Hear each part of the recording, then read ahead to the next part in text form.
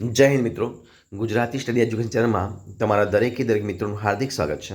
તો આજે જોઈએ મિત્રો કે અત્યારે ધોરણ 9 થી 12ની શાળા વિકાસ સંકુલ એટલે કે એસવીએસની પરીક્ષા લેવાઈ રહી છે અને એ પણ અલગ અલગ જિલ્લાઓની અંદર અલગ અલગ તારીખે અલગ અલગ વિષય પેપર લેવાઈ રહે છે.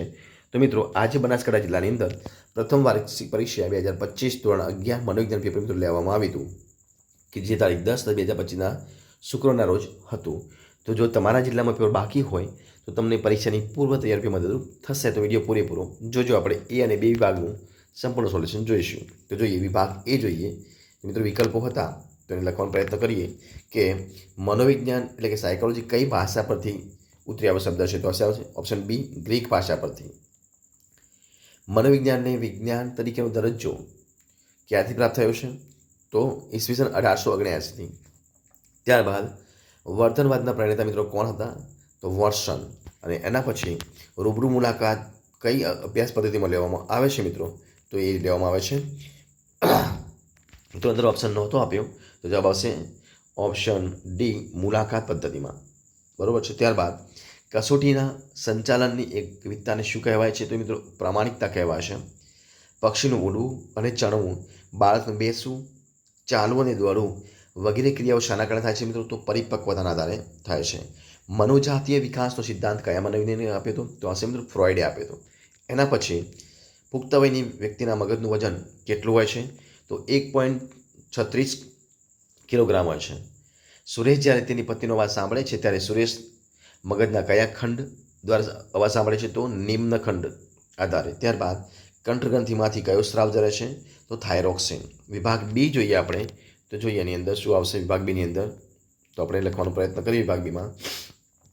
એક વાક્યમાં ઉત્તર આપવાના હતા કે મનોવિજ્ઞાનની સૌપ્રથમ પ્રયોગશાળા કોણે અને ક્યાં સ્થાપી?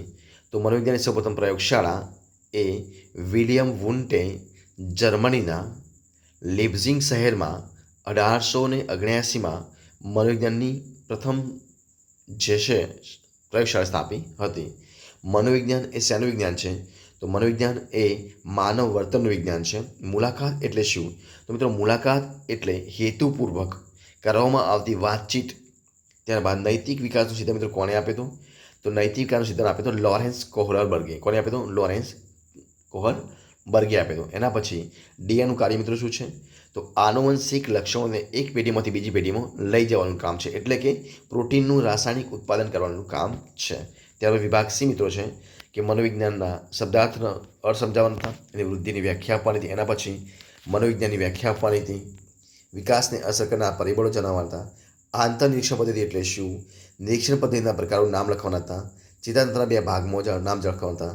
સ્વયં સંચાલિત ચેતાતંત્ર 2 ભાગ લખવાના હતા. એના પછી વિભાગ ડી જોઈએ તો મિત્રો મુદ્દાસર જવાબ આપવાના હતા કે મનોવિજ્ઞાનના ધ્યેયો સમજાવો, સ્વાસ્થ્ય મનોવિજ્ઞાનની સમજૂતી આપો, સહભાગી નિરીક્ષણ અથવા તુલનાત્મક નિરીક્ષણો સમજાવો, વ્યક્તિ ઇતિહાસ પદ્ધતિ સમજાવો, દુર્ગાનંદ સિયાનું પ્રતિમાન સમજાવો, જીન પિયાજેનો પૂર્વ ક્રિયાત્મક તબક્કો સમજાવો, માનવ ઉત્ક્રાંતિ સીમા જણાવી સમજાવો અને રંગસૂત્રોને ટૂંકમાં સમજ આપવાની હતી. વિભાગ ઈ જોઈએ તો એમાં મિત્રો વિસ્તારપૂર્વક લખવાનું હતું કે મનોવિજ્ઞાનની વ્યાખ્યા આપી તેની સમજૂતી આપો, પ્રયોગના લક્ષણો સમજાવવાના હતા. અને મિત્રો અહીંયા એક પેરેગ્રાફ આપ્યો છે એના આધારે તમારે પ્રશ્ન જવાબ આપવાના હતા, જે તમે સ્ક્રીનશોટ લઈને જવાબ વાંચીને આપી શકો છો. તો મિત્રો જો તમને મારો વિડીયો ગમ્યો હોય, પસંદ આવ્યો હોય, યુઝફુલ લાગ્યો હોય તો એને તમે લાઈક, કોમેન્ટ, સબસ્ક્રાઈબ જરૂરથી કરજો. ફરી મળીશું એક નવા વિડીયો સાથે. ત્યારે બની રહો. જય હિન્દ, જય ભારત, બેસ્ટ ઓફ લક.